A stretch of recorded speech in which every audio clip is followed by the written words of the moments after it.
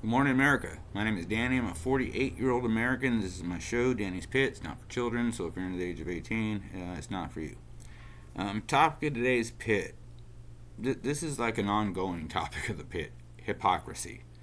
I caught this actually last week, and then I wrote it down, and I got distracted, and I got on some other stuff because, like I said, I do read your comments, and I like to try to address those as I can. So sometimes I got to put something on the back burner a little bit, and appreciate all your suggestions, all your comments.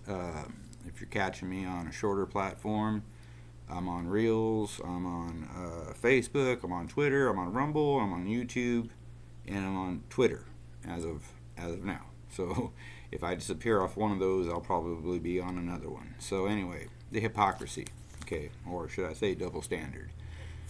Two Swedish, I don't know if they're Swedish women, but two women in Sweden vandalized a Monet painting. Okay, and Monet is like Van Gogh and all the big guys, big expensive poem. They put some red on the painting and then glued their hands to the painting in the name of climate change. Which was really funny because, and I was going to do a screen on screen on this one, but you can kind of look it up yourself, or if you know, you know already what it was like.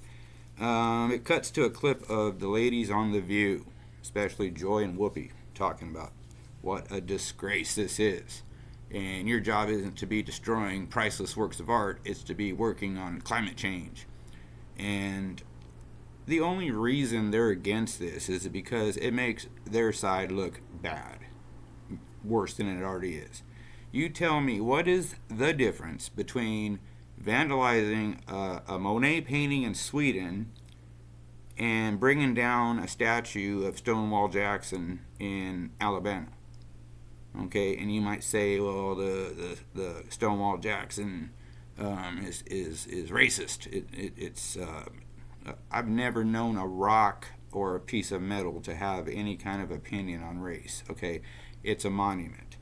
It was put there a long time ago. It was there for a very long time, and I will guarantee you, dollars to diamonds, I will guarantee you that even in Alabama, even looking at that statue of Stonewall Jackson, there had to be a few African Americans look at that same statue and remember, my grandpa fought in that war, and he was given land, and he was given, these things that that slave owners from the South promised: fight for us, we'll take care of you.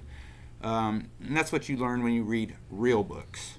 Okay, there's I could go on this and do screen on screen for a week on African Americans talking against the removal of the Confederate War monuments. Now, to me, my dad, like I say, is from South Georgia. I'm got a lot of him in me, I suppose, but I obviously have an affinity for it. My dad is from that area. He's from the deep south, right on the Florida-Georgia line, actually. He grew up with those. My dad's not racist. You ask anybody, any one of my friends that ever came over for a sleepover of any color. I had friends of all colors. Asian friends, black friends, Mexican friends. I had a little Arab friend for a while, Filipino friend. I mean, they all came over. My dad treated everybody great. Just because he's from the South doesn't mean he's some dirty, ignorant, redneck, racist. But again, I only bring this up to bring up the hypocrisy of the left again. The View, they blew up on this, and go look for, just type in Monet vandalized in The View, and you'll see the hypocrisy for yourself. They're acting self-righteous about this because, like I said in the beginning, this just makes their side look bad. And they can't stand it when their side looks bad, so they got to go defend it. Well, you can't defend the defacing of one art and uphold the defacing of another art. Who made, these certain people the leading authority on what is art and what is racist propaganda, we'll say.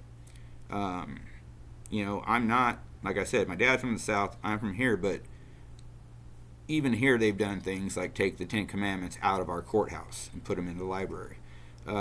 Separation of church and state, but yet you put your hand on a Bible before you testify.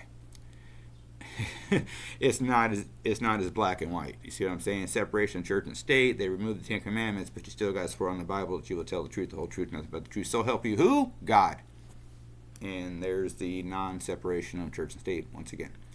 I think we can all pretty much track this back to the beginning. Okay. And this makes me kind of unpopular with some people, but this isn't even about race. I don't really care what race he was. I'm just going to say it. President Obama started this whole thing, this whole division, and it has done nothing but grown and festered under him.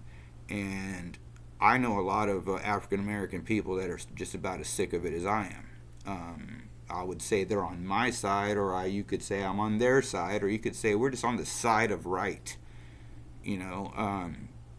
Destroying worthless, priceless pieces of art, does for the climate what tearing down the statue does for the past of slavery. It doesn't erase it. It doesn't make it go away. It just makes you look foolish because you couldn't handle looking at a damn statue. I'll finish this with a very wise saying from a very, very wise man.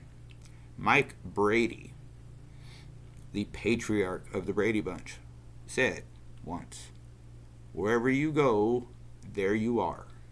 So if you're a jerk in Arizona, you'll be a jerk in Alabama.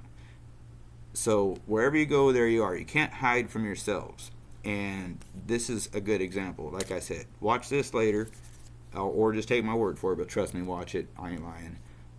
They lose their minds over it, but say nothing about all those Confederate statues that went down. My dad's family still lives back there, and it's heartbreaking. They're not racist either. That's just part of Southern pride and heritage. Something I feel to be proud of. Not necessarily the slavery or anything like that, just to be proud of your heritage. Warts and bumps and all. You can't just spit shine your past.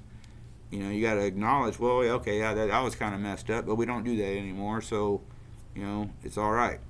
And anyway, this was about, again, just to expose some hypocrisy and double standard, led by The View and the countless women and single mothers wearing muumuus at 10 o'clock in the morning watching The View. They all think this way, and it's scary because you can't think that way.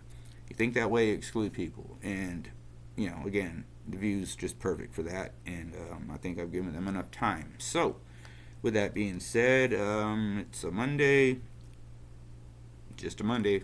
I know the calendar says it's a certain day, but it's just a Monday. Have a great day, America. Stay safe and be vigilant. Keep looking forward, but once in a while look behind you. Somebody might want to paint your back red and glue their hands to your body in the name of democracy. I don't know. God bless you. God bless each and every one of you and protect you. And like I always say, God bless these wonderful and beautiful United States of America that we are lucky as hell to be living in even now. It's going to get better. Trust me. So with that being said, I'm out. Peace. Have a good day. Thank you for your time.